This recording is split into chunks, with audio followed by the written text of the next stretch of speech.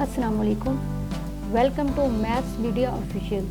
Students, जैसा कि आप जानते हैं कि हमने 9th class mathematics science group का चैप्टर नंबर 1 स्टार्ट किया हुआ है, जिसका आज लेक्चर नंबर 3 है। पिछले दोनों लेक्चर्स का लिंक जो है वो आपको नीचे डिस्क्रिप्शन बॉक्स में मिल जाएगा, आप जाके गो थ्रू कर सकते हैं। तो आज का जो हमारा लेक्चर है वो है इक्वल मैट्रिसेस के बारे में, कि दो मैट्रिसेस इक्वल कब होंगे, ठीक है, या दो मैट्रिसेस को हम कब कह सकेंगे कि वो आपस में इक्वल हैं। तो चले आए स्टार्ट करते हैं। इक्वल मैट्रिसेस, तो इसकी डेफिनेशन मैंने यहाँ पे लिखी हुई है कि late A and B be two matrices, then A is said to be equal to B and denoted by A equals to B if and only if number 1 the order of A equals to the order of B, ठीक है, and number 2 their corresponding entries are equal। Students, यहाँ पे वो कहना चाह रहे हैं कि कोई भी दो मैट्रिसेस इक्वल होंगे जब वो ये दो कंडीशंस सेटिस्फाई करेंगे। कंडीशंस कौन सी? कि दोनों के ऑर्डर सेम हो, ठीक है। ऑर्डर के बारे में हमने पिछले लेक्चर में पढ़ा था कि किसी भी मैट्रिक्स का ऑर्डर क्या होता है, ठीक है। और सेकंड कंडीशन कि उनकी करस्पॉन्डिंग एंट्रीज इक्वल हो, सेम हो, ठीक है। तो अब यहाँ पे सवाल उठता है कि करस्पॉन्डिंग एंट्रीज क्या होती हैं। ऑर्डर का तो हमें पता है, लेकिन करस्पॉन्डिंग एंट्रीज क्या होती हैं उसका कॉन्सेप्ट जो है वो समझाने के लिए मैंने यहाँ पे नीचे दो मैट्रिक्स लिए हुए हैं, A एंड B, ठीक है।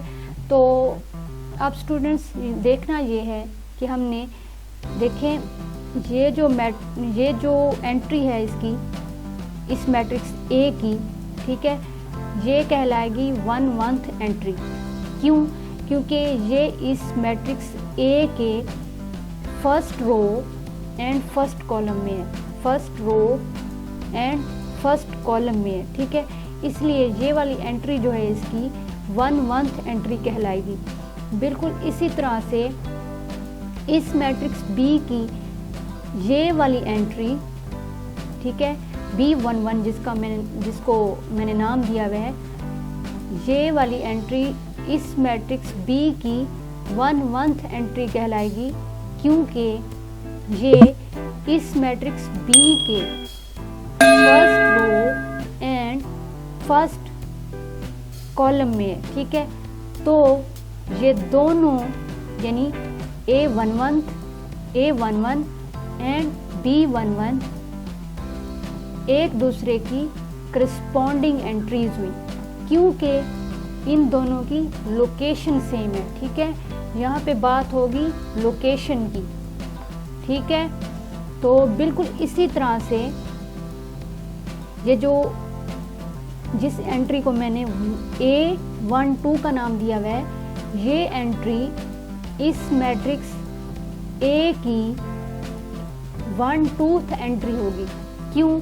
क्योंकि ये वाली एंट्री इस मैट्रिक्स A के first row and second column में है, ठीक है।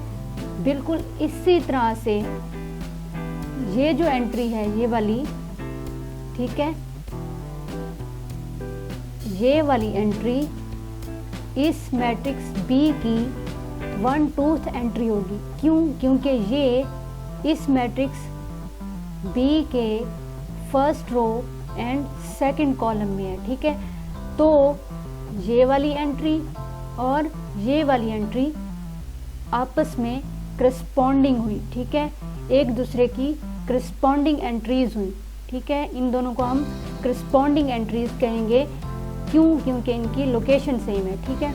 बिल्कुल इसी तरह से ये और ये वाली एंट्री आपस में इनकी लोकेशन सेम है, ठीक है।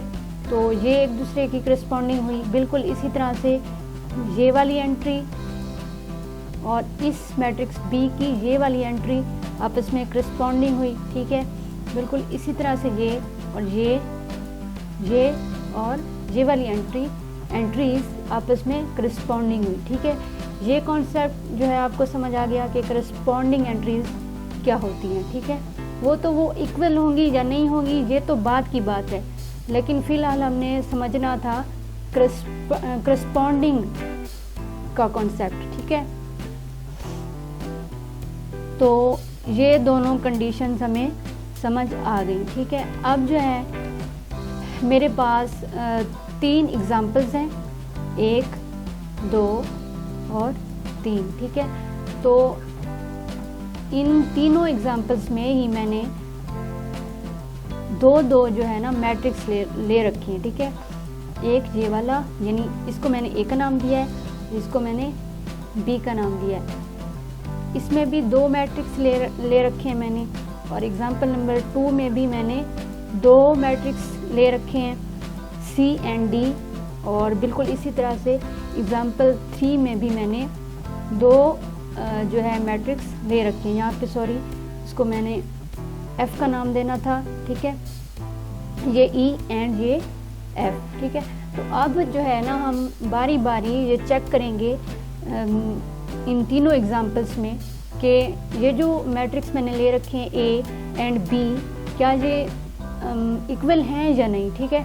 बिल्कुल इसी तरह से एग्जाम्पल 2 में भी हम ये चेक करेंगे कि सी एंड डी क्या आपस में इक्वल हैं या नहीं।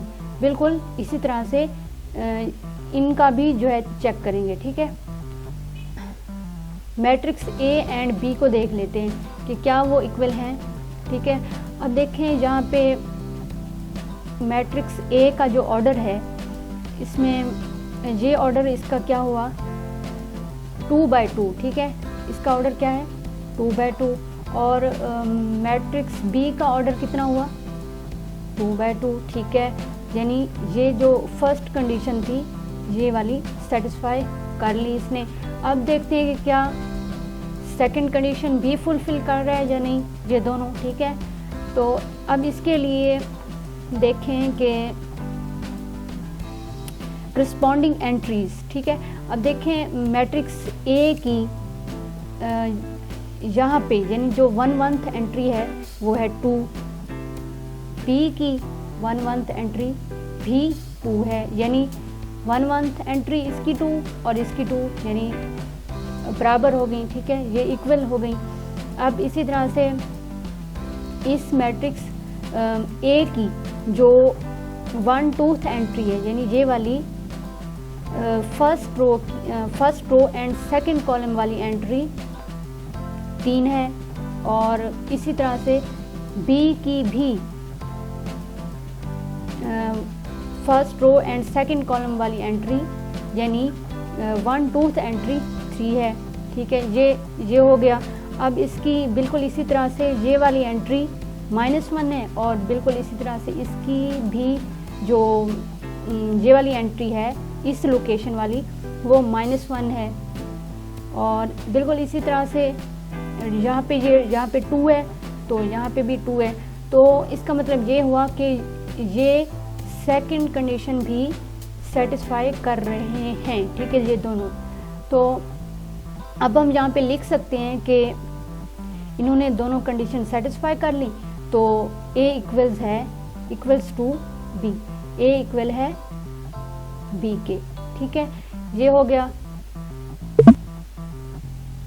अच्छा, अब आते हैं हम अपनी सेकंड एग्जांपल में। यहाँ पे जो मैट्रिक्स C है, मैट्रिक्स C इसका ऑर्डर कितना है 2/2, ठीक है। और इस मैट्रिक्स D का जो मैंने सेकंड लिया हुआ है इसका ऑर्डर कितना है इसका ऑर्डर है 2/3। अब देखें यहाँ पे ये पहली ही कंडीशन फुलफिल नहीं कर रहा, तो यानी दोनों के ऑर्डर्स ही डिफरेंट हैं। तो हम ये यहाँ पे ये लिख सकते हैं,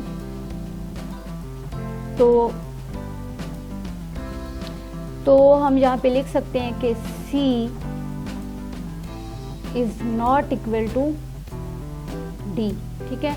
ये दोनों जो हैं आपस में इक्वल नहीं हैं। अब आते हैं थर्ड एग्जाम्पल की तरफ। अब देखें स्टूडेंट्स, यहाँ पे मैंने जो मैट्रिक्स लिया हुआ है ई, इसका ऑर्डर कितना है 2/2, ठीक है। और इसका जो मैंने इसको एफ का नाम दिया हुआ है, दूसरा यानी मैट्रिक्स, इसका भी ऑर्डर है 2/2, यानी पहली कंडीशन तो हो गई फुलफिल। अब सेकंड जो कंडीशन थी वो क्या थी कि इनकी करस्पॉन्डिंग एंट्रीज। अब देखें ई मैट्रिक्स ई की जो 1/1 एंट्री है वो है 1 और इसकी भी 1 है, ठीक है।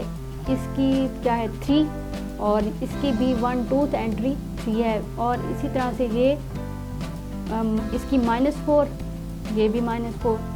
और अब यहाँ पे देखें इसकी 2/2 एंट्री यानी second row and second column की ये जो एंट्री है 2 है, ठीक है। जबकि इसकी ये करस्पॉन्डिंग एंट्री इक्वल नहीं है।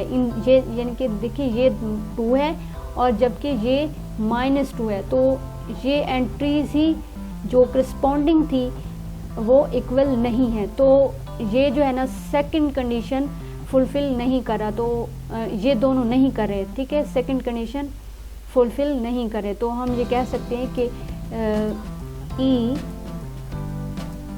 Is not equal to F, ठीक है। सो स्टूडेंट्स, ये था आज का लेक्चर। आई होप आपको अच्छा लगा होगा, और अगर अच्छा लगे तो प्लीज़ लाइक कर दें, शेयर कर दें अपने क्लास फेलोज़ के साथ, ताकि वो भी इससे फ़ायदा उठा सकें। और हमारे चैनल को सब्सक्राइब कर दें और बेल के आइकन को प्रेस कर दें, ताकि मज़ीद ऐसी लेक्चर्स की जो हमने सीरीज़ स्टार्ट की हुई है वो आपको टाइम पर मिलती रहे। Thank you so much.